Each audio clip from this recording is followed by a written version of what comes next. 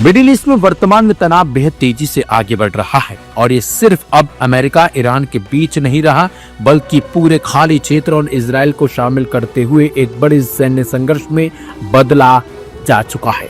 हालांकि स्थिति जल्द से जल्द बदल रही है।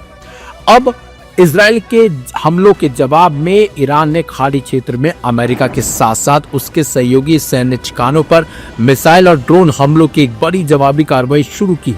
इस अभियान का संचालन मुख्यतः ईरानी इस्लामिक रिवॉल्यूशनरी गार्ड कोर द्वारा किया जा रहा है, जिसमें मिसाइलें और ड्रोन खाड़ी के कई देशों में अमेरिकी सैन्य बेसों की ओर दागे गए हैं। बहरीन में अमेरिकी नौसेना की 5वीं फ्लीट का मुख्यालय मिसाइल हमले का प्रमुख लक्ष्य रहा, जिससे वहां जोरदार धमाके और अलार्म सिस्टम सक्रिय हुआ। कतर, कुवैत सहित अरब अमीरात में भी मिसाइलें और ड्रोन हमले दर्ज किए गए। कुछ मिसाइलों को वहां के एयर डिफेंस सिस्टम ने इंटरसेप्ट किया। अबुधाबी और दुबई जैसे नागरिक इलाकों के आसपास भी मिसाइलें देखी या सुनी गई हैं, जिससे नागरिक सुरक्षा पर गंभीर संकट का खतरा अब पैदा हो चला है। ईरानी नेतृत्व ने स्पष्ट शब्दों में कहा है कि अब मिडिल ईस्ट में मौजूद सभी अमेरिकी और इजरायली सैन्य और आर्थिक हित वैध लक्ष्य माने जाएंगे और कोई भी रेड लाइन अब बची नहीं। यह बयान संकेत देता है कि तेहरान अब न सिर्फ अमेरिका इजराइल की पूर्व गतिविधियों के जवाब में सीमित लक्ष्य को निशाना बनाने को तैयार है, बल्कि वह इस संघर्ष को व्यापक रूप देने पर भी आमादा है। यह बड़े पैमाने पर संघर्ष अगर लंबा खींचता है तो खाड़ी देशों में अमेरिकी सैन्य उपस्थिति के कारण क्षेत्र की स्थिरता खतरे में पड़ सकती है। ऐसे में तेल उत्पादन, नौवहन मार्गों की सुरक्षा और अंतर्राष्ट्रीय व्यापार पथों जैसे हॉर्मुज सेतु पर व्यापक प्रभाव पड़ेगा, जिससे वैश्विक ऊर्जा बाजार और अर्थव्यवस्थाओं पर भी असर देखने को मिल सकता है। भारत के लिए इस पूरे तनाव का सबसे बड़ा सामाजिक मानवीय असर वहां रहने वाले लाखों प्रवासी भारतीयों पर पड़ेगा। खाड़ी सहयोग परिषद के देशों जैसे कि संयुक्त अरब अमीरात में लगभग 38.9 लाख भारतीय मौजूद हैं।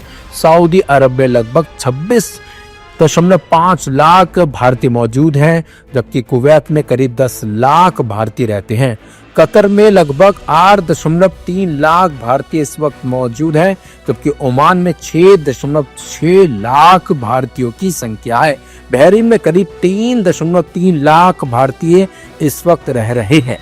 भारतीय नागरिक काम करते हैं, वहां पर पढ़ाई कर रहे हैं या फिर परिवार के साथ भी वहां पर बसे हुए हैं। इस वक्त खाड़ी क्षेत्र की बढ़ती अस्थिरता, एयरबेस का बंद होना और सैन्य गतिविधियों में वृद्धि का सीधा असर इन लोगों की सुरक्षा, यात्रा योजनाओं और रोजगार स्थितियों पर पड़ सकता है। भारत सरकार इस स्थिति पर लगातार नजर रख रही है और भविष्य में भारत सरकार की आपात स्थिति योजनाएं और नागरिक सुरक्षा उपाय भी तैयार किए जा रहे हैं, ताकि आवश्यक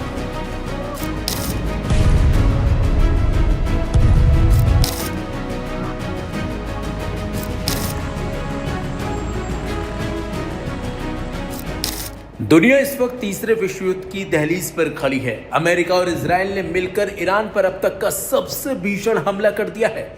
तेहरान के दिल यानी राष्ट्रपति भवन और सुप्रीम लीडर अली खामेनी के आवास पर मिसाइलों की बारिश हुई, लेकिन सबसे बड़ी बात है कि यह हमला रात के अंधेरे में नहीं बल्कि दिन के उजाले में किया गया। आखिर क्यों? शनिवार की सुबह ईरान के लिए कयामत बनकर छूटी। रिपोर्टों के मुताबिक अमेरिका और इजराइल ने एक साथ मिलकर ईरान के कई शहरों पर हमला बोला। ईरान की सरकारी न्यूज एजेंसी तस्नीम ने पुष्टि की है कि राष्ट्रपति भवन और सर्वोच्च नेता अली खामेनी के आवास पर कम से कम 7 मिसाइलें गिरी हैं। ईरानी खुफिया एजेंसी के हेडक्वार्टर सहित कई अहम सरकारी इमारतों को मलबे में तब्दील कर दिया गया। खबर है कि सुप्रीम लीडर अली खामेनी को हमले से ठीक पहले किसी सुरक्षित बंकर में भेज दिया गया था। विशेषज्ञ इस बात से हैरान कि इजराइल, जो आमतौर पर रात में सर्जिकल स्ट्राइक करता है, उसने इस बार दिन का वक्त क्यों चुना। जानकारों का मानना है कि यह एक सोची समझी मनोवैज्ञानिक रणनीति है।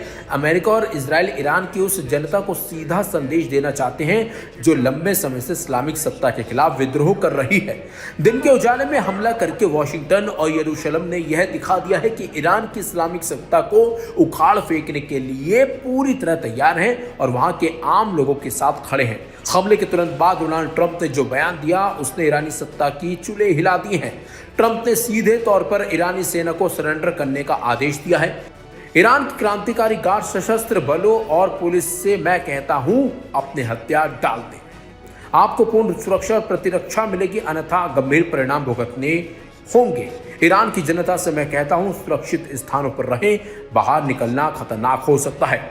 जब यह अभियान समाप्त होगा तो हमने भविष्य का नियंत्रण स्वयं संभालें। यह आपके लिए एक ऐतिहासिक अवसर हो सकता है। ईरान ने भी इस हमले का विनाशकारी जवाब देने की धमकी दी है।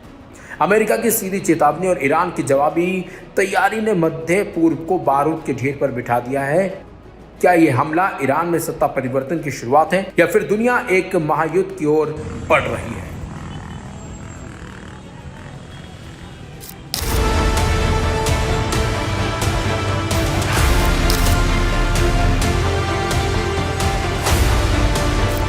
मिडिल ईस्ट से इस वक्त की बड़ी खबर आ रही है। जी हां, रमजान के पाक महीने में ईरान पर हमला हुआ है और ये हमला इजराइल ने किया है। जी हां, जंग छिड़ गई है। इजराइल ने ईरान पर सैन्य कार्रवाई शुरू कर दी है।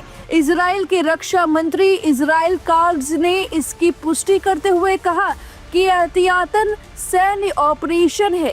इजरायली सेना IDF ने तेहरान समेत कई ठिकानों को निशाना बनाया है। ईरानी मीडिया में राजधानी और अन्य इलाकों में धमाकों की खबरें लगातार प्रसारित हो रही हैं। तेहरान पर कम से कम 30 इजरायली हमलों की खबर है। इजराइल ने पहले ही अपने देश के नागरिकों को ईरान की मिसाइलों को लेकर चेतावनी दी थी। IDF ने शनिवार को सुबह ईरान पर अचानक हमला किया है। ईरान की सरकारी मीडिया ने कहा है कि तेहरान में धमाकों की आवाज सुनी गई है। हमले के समय IDF ने सभी नागरिकों को सुरक्षित जगहों के पास रहने की नेशनल वार्निंग भी भेजी है। साथ ही ऐसा माना जा रहा है कि इस हमले की पहले से ही पूरी प्लानिंग कर ली गई थी, क्योंकि हमले से पहले ही इजरायली सरकार ने देश भर में अलर्ट जारी कर दिया था। नागरिकों के मोबाइल फोन पर इमरजेंसी मैसेज भेजे गए और सुरक्षित स्थानों पर जाने की सलाह पहले से ही दे दी गई थी। पूरे देश में स्कूल, कॉलेज, यूनिवर्सिटी और दफ्तर बंद कर दिए गए थे। लोगों को घरों के अंदर रहने और वर्क फ्रॉम होम अपनाने के निर्देश दे दिए गए थे। सार्वजनिक कार्यक्रमों पर भी रोक लगा दी गई थी। सूत्रों के मुताबिक इस ऑपरेशन की योजना पहले से ही बनाई जा रही थी। बीते कुछ हफ्तों से इजराइल और ईरान के बीच तनाव चरम पर था। ईरान समर्थित गुटों की गतिविधियों और संभावित मिसाइल हमलों को लेकर इजराइल लगातार सतर्क था। सुरक्षा एजेंसियों ने संभावित खतरे की आशंका जताई थी, जिसके बाद सैन्य तैयारियां तेज कर दी गई थी। हालांकि अभी तक यह साफ नहीं है कि यह कार्रवाई सीमित दायरे में रहेगी या फिर क्षेत्रीय युद्ध का रूप ले सकती है। साथ ही अंतर्राष्ट्रीय समुदाय की नजरें अब इस घटनाक्रम पर टिकी हुई हैं, क्योंकि मध्य पूर्व में पहले से ही अस्थिर हालात हैं। अगर दोनों देशों के बीच सीधी सैन्य टकराव बढ़ता है तो उसका असर वैश्विक राजनीति और तेल बाजार तक पड़ सकता है।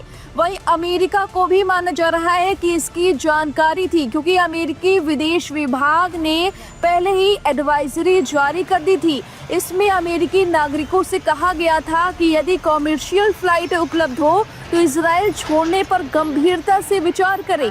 एडवाइजरी से यह भी सलाह दी गई थी कि फिलहाल इजराइल की यात्रा से बचे। दूसरी ओर चीन, कनाडा ने अपने नागरिकों को ईरान छोड़ने की सलाह दी।